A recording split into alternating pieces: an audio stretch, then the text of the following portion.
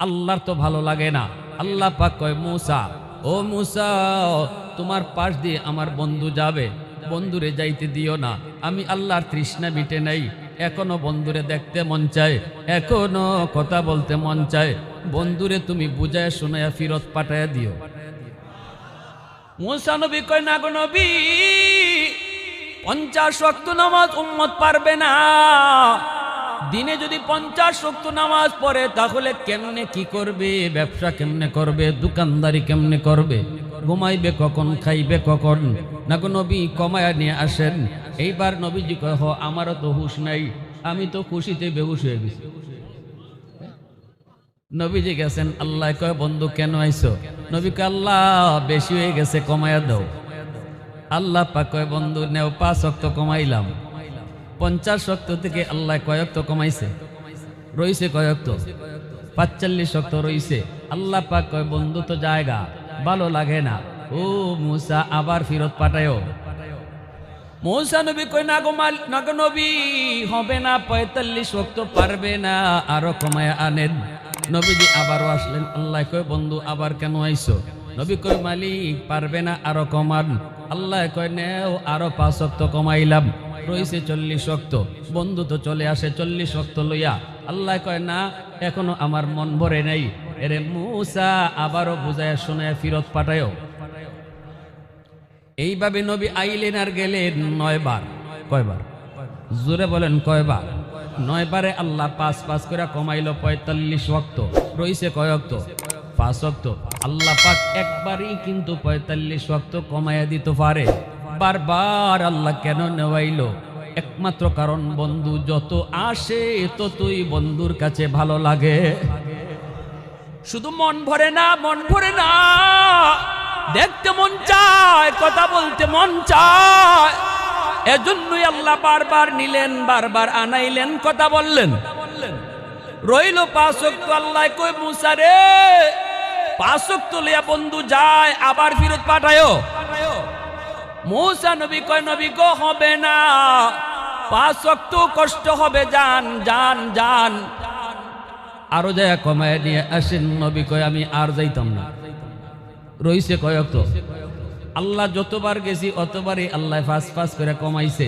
এখন তো রইছি আমার পুঞ্জি 5। আগের মতোই যদি আল্লাহ 5 করে কমায় তাহলে আর কিছুই থাকে না। না না, আমি যাইমু না।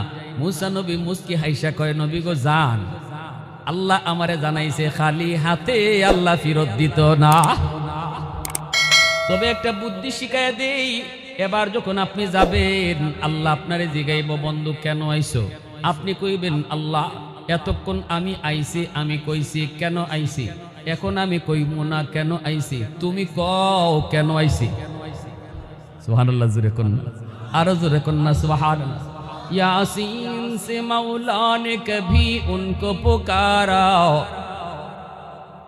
यासीन से मौला ने कभी उनको पुकारा, हामीम को भी और कभी तासीन इशारा, ये रमज़ो है कुछ आशिक व माशूक के माबैन, समझा है जिन्हें खल्क़ में एक सरवर कौनैन, समझा है जिन्हें खल्क़ में एक सरवर कौनैन।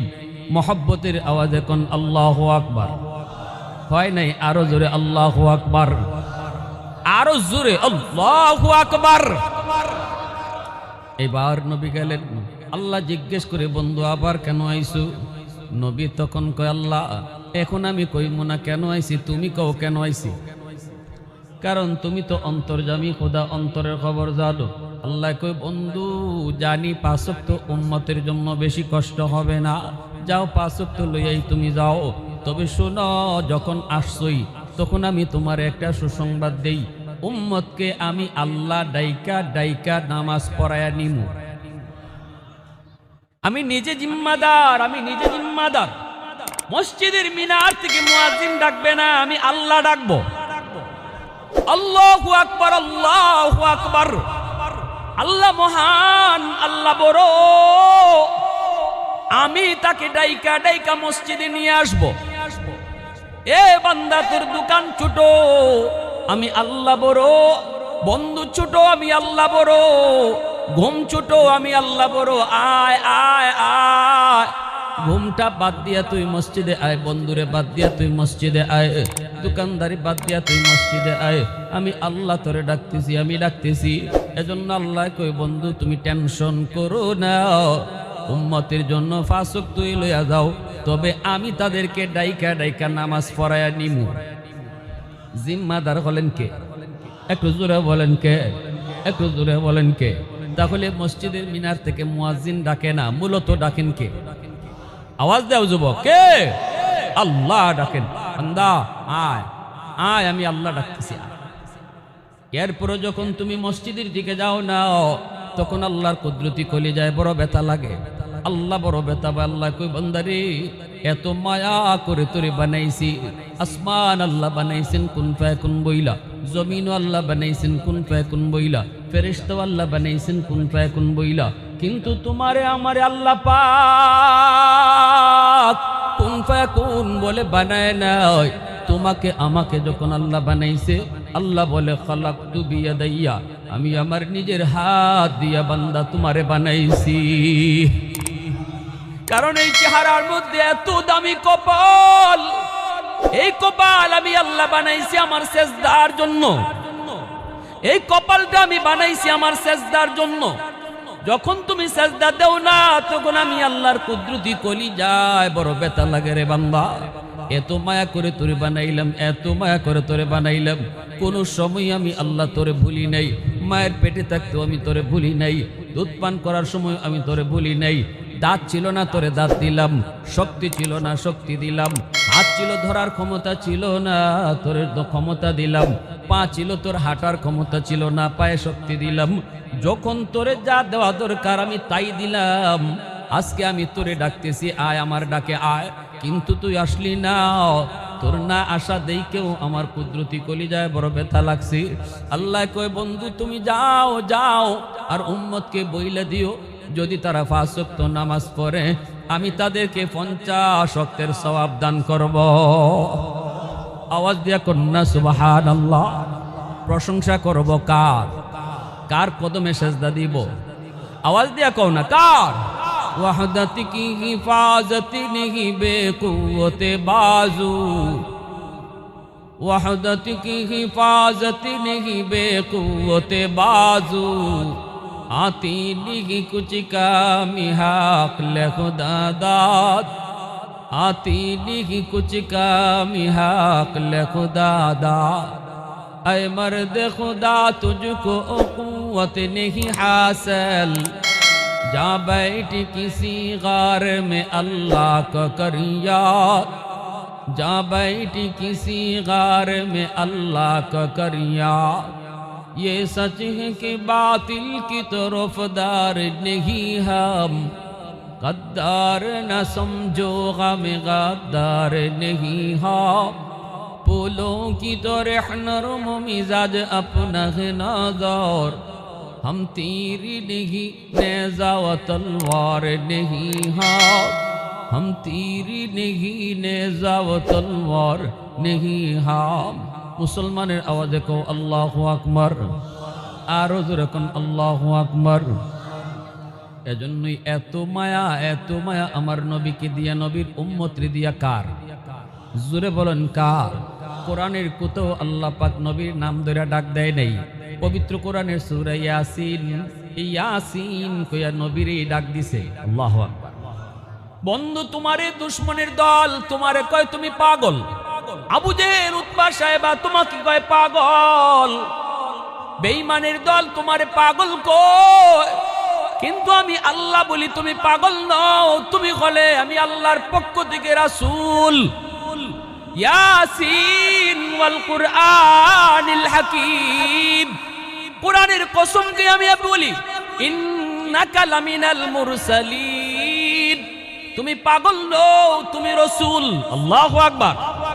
আরো জোরে কোন আল্লাহু আকবার। কিন্তু দুশমন যতই আমার নবীর পাগল কইছে, ততই কিন্তু নবীর দিকে মানুষ আরো বেশি ঝুঁকছে। আবু জাহেল কয় পাগলের কাছে যাও না, সাধারণ মানুষে কয় এটা কেমন পাগল একটু দেখে আই। বুঝছেন? মানুষের খাসলত হইল যেদিকে বাধা দেওয়া হয় এদিকে আরো বেশি যায়। যদি কই ইবাই যায় না, সাপ দেখে আইছি, তখন যুবককে কইব কি জাত সাপ, যায় দেখে আসি। যদি কেউ না কইতো কেউ যাইতো না, কিন্তু যখনই কই ইবাই যাইও না, সাপ আছে, তখন যাওয়ার আগ্রহ কমে না বাড়ে? জোরে কোন কমে না বাড়ে? আল ইনসানু হারিসুন ফিমা মুনিআ। আরবিতে প্রবাদ আছে, যেদিকে বাধা এদিকে আরো আকর্ষণ বাড়ে। যখনই আবু জাহেল কইতো মোহাম্মদ পাগল, মোহাম্মদের কাছে যাইও না, তখন মানুষ আরো বেশি যাইতো কেমন পাগল দেখার জন্য। গিয়া নবীর দেইকা কালেমা পড়া মুসলমান হয়ে যাইতো। আল্লাহু আকবার। ইয়ামেন থেকে 10,000 কাফেলার বাহিনী আইছে মক্কায়।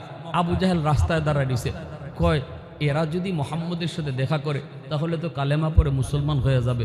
না না, এদেরকে মোহাম্মদের কাছে যাইতে দেওয়া যাবে না।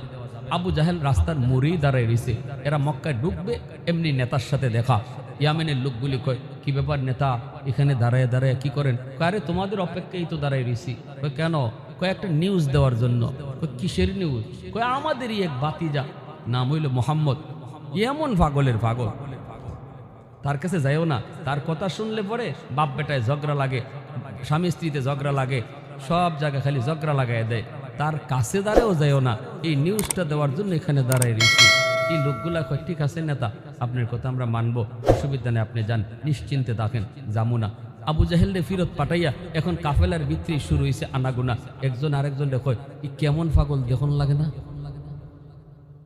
যে পাগলের কথা বাইয়ে বাইয়ে ঝগড়া হয়ে যায়, জামাই বউয়ে ঝগড়া হয়, তো জেনতেন পাগল হইব না, পাগলটা একটু দেখে আসি, চলো যাই।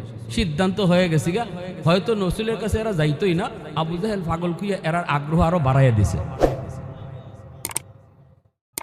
10,000 কাফেলা ইয়ামেনের মক্কা খানায় কাবার সামনে আল্লাহর নবীকে দেখার জন্য তারা ব্যস্ত।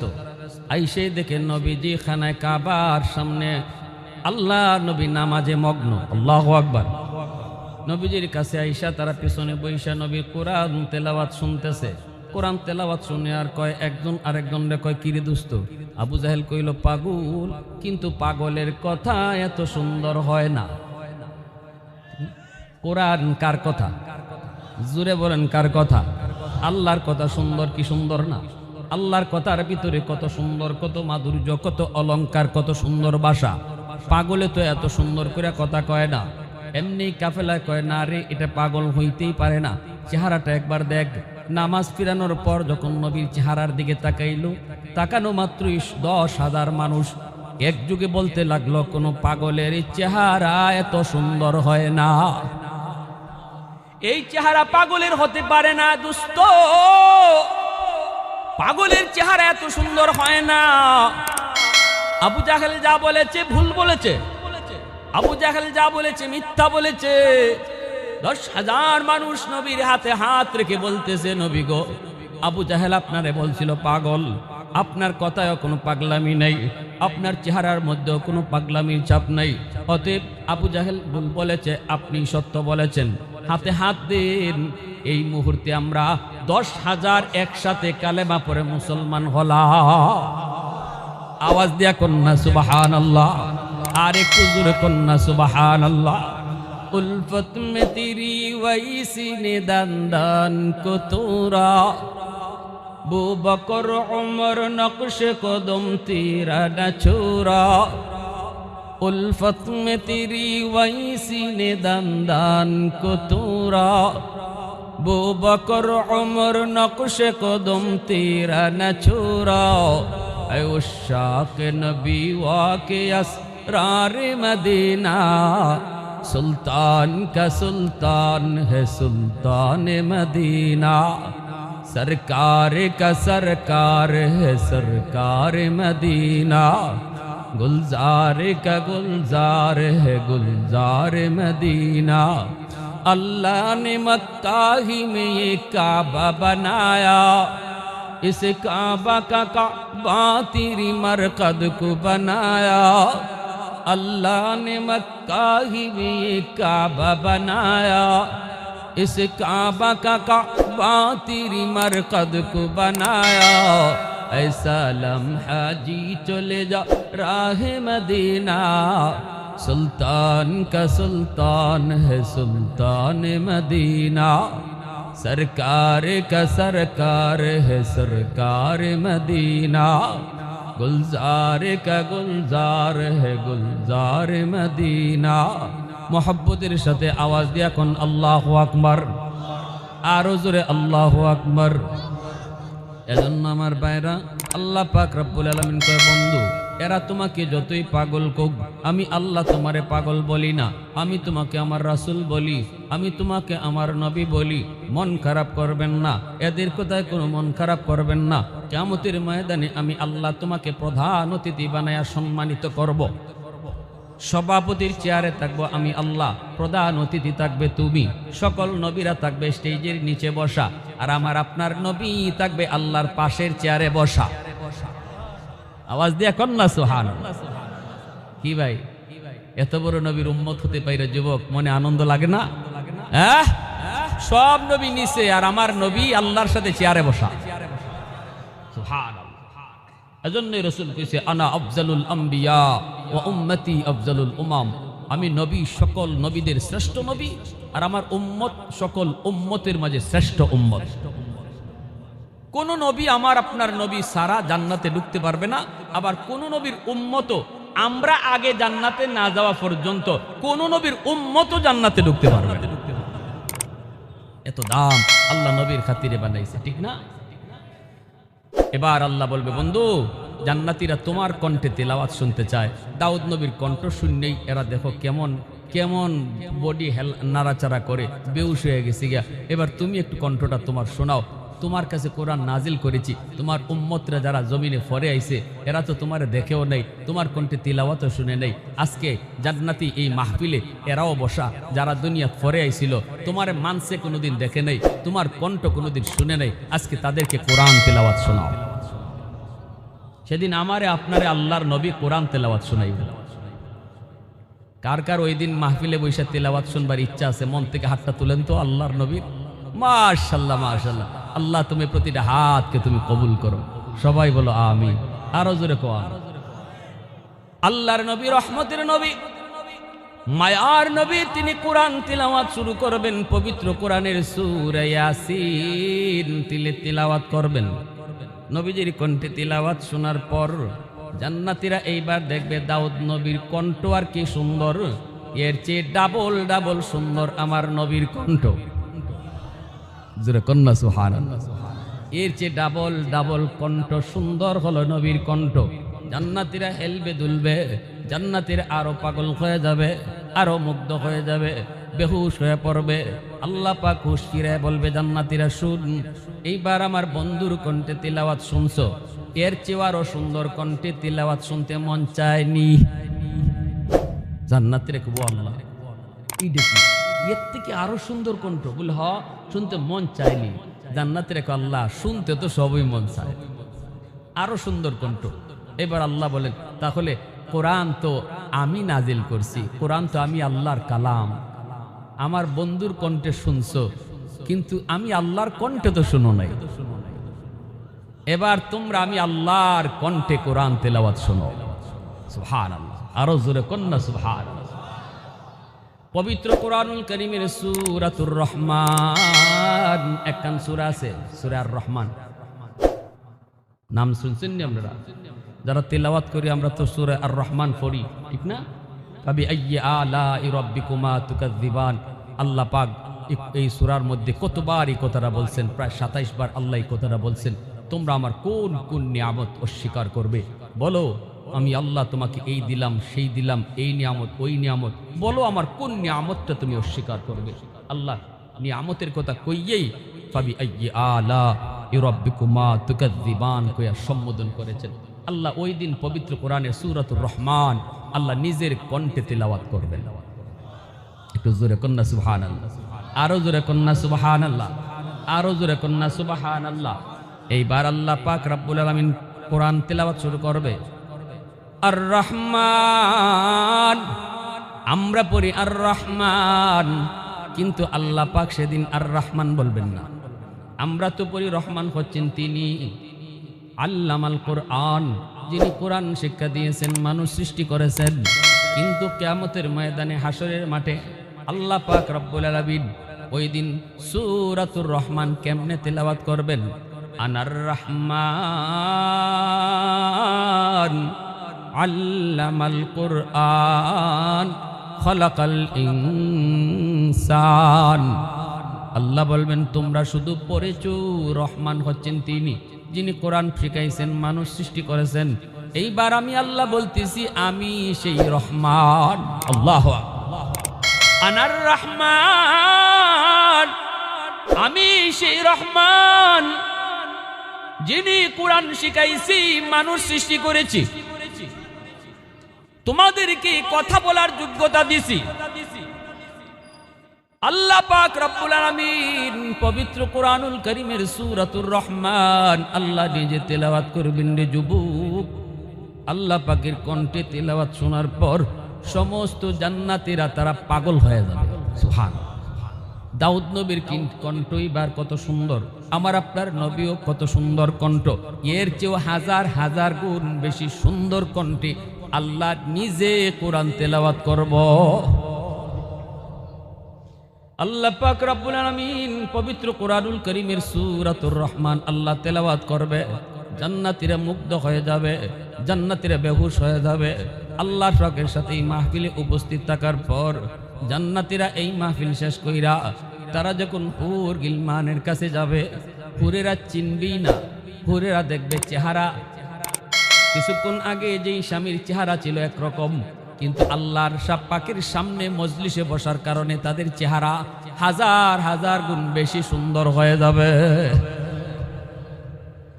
এ যুবক, এত দামি নবী, যেই নবীর নাম নিয়ে আল্লাহ পবিত্র কোরআনের সূরা ইয়াসিন শুরু করছে, এই সূরা আল্লাহ পাক রব্বুল আলামিন পবিত্র কোরআনের কলব কইছে, কলব হৃৎপিণ্ড। যেই সূরা বাপ মার সাকরাতের সময় সন্তান যদি তিলাওয়াত করে তাহলে আল্লাহ মৌতের কষ্ট আল্লাহ দূর কইরা দেয়, মরজে মৌতের কষ্ট আল্লাহ দূর কইরা দেয়। যেই সূরা সন্তান বাবার কবরের পাশে, মায়ের কবরের পাশে যদি তিলাওয়াত করে আল্লাহ কবরের আযাব মাফ করে দেয়। আমার সন্তান সূরা ইয়াসিন আমার কবরের সামনে পড়বে কি পড়বে না এই সিদ্ধান্ত নিবে তার মা বাবা। শিশুকালে যদি আমার সন্তানকে আমি মাদ্রাসায় পড়াই, শিশুকালটা যদি নুরানি মাদ্রাসায় পড়াই, শিশুকালটা যদি আমি তার কোরআন শিখাই, তবেই তো সে ইয়াসিন পড়বে, তাহলেই তো কবরের পাশে ইয়াসিন পড়বে। আর যদি শিশুকালে তারে আগডুম বাগডুম গুড়াডুম সাজে শিখাই, তাহলে তো সন্তান কবরের পাশে গিয়া গান গাইবে, ঠিক না? আমার সন্তান বাপমার কবরের পাশে গিয়া ইয়াসিন পড়বে না গান গাইবে, এই সিদ্ধান্ত নিবে তার মা তার বাবা। শিশুকালে যদি কোরআন শিখাই তাহলে ইয়াসিন পড়বে, আর শিশুকালে যদি সারে গামা শিখাই তাহলে সারে গামাই গাইবে। হুজুরদের দোষ দিয়া লাভ নাই। হুজুর আমার ফুলাটাই তো বেফতে বেলাই নিয়ে গেছে, হুজুর বাপমার কথা শুনে না, হুজুর নামাজ কালাম পড়ে না, একটু ফানি ফরা দেন, তাবিজ ফরা দেন। হুজুরে ফানি ফরা দিল কিন্তু ফানি ফরা কাম হইছে না, হুজুর তাবিজ ফরা দেয়, হুজুরে তাবিজ ফরা কাম হয় না। তখন আমরা কি কই? হাই রে, নাই রে, নাই নাই নাই, আগের হুজুর নাই। কি নাই? আগের হুজুর নাই রে, নাই নাই, আগের হুজুর নাই, আগের হুজুর নাই। আগের হুজুররা যে কোরআন পড়ে ফু দিত, এখনের হুজুর এই কোরআন পড়েই ফু দিছে। গন্ডগোল হুজুরের কাছে না, গন্ডগোল আপনার গড়, ঠিক না? জোরে কন, গন্ডগোল আপনার গড়। আপনার ঘরে কোরআন তেলাওয়াত হয় না, বাচ্চারে কোরআন তেলাওয়াত শিশুকালে শিখাইছেন না, আপনার ঘরে মাস চলে যায় কোরআন তেলাওয়াতের লোক নাই। দিন তো যায় যায়ই, প্রতিদিন ঘরে টেলিভিশন টাইম মতো চলে, নাটকও টাইম মতো দেখি আমরা, মোবাইলও টাইম মতো চালাই, গান ঠিক মতোই চলে, কিন্তু তেলাওয়াত চলে না। যার কারণে আমার ঘরে রহমতের দরজা বন্ধ, গজবের দরজা খোলা। হুজুরের ফানি ফরা তো যায় ঢুকতো, গিয়া দেখে আপনার ঘরে রহমতের দরজা বন্ধ, গজবের দরজা খোলা। কোরআন আল্লাহর কালাম, যেটা ফুদে হইছে ফানিত, যেটা ফুদে হইছে তাবিজো, এটা আপনার গজবের দরজা দিয়ে ঢুকে না। আল্লাহর কোরআন সবসময় রহমতের দরজা ঢুকে। রহমতের দরজা দিয়া ঢুকে। রহমতের দরজা যদি খোলা পায় তবেই আপনার ঘরে হুজুরের ফু যায় ঢুকবো, হুজুরের তাবিজ পড়া ঢুকবো। যেই জমানায় হুজুরদের ফুতে কাম হইতো ওই জমানায় মুসলমানের ঘরে কোরআন তেলাওয়াতও হইতো। ফজরের পরে মুসলমানের ঘর থেকে কোরআন তেলাওয়াতের সুমধুর আওয়াজ শোনা যাইত। আসেনি এখন? জোরে মাতো আসেনি? হ্যাঁ, এখন ফজরের পরে মুসলমানের ঘরে ফাঁস দিয়ে গেলে মনে হয় সব মরে গেছে, কোনো আওয়াজই নেই।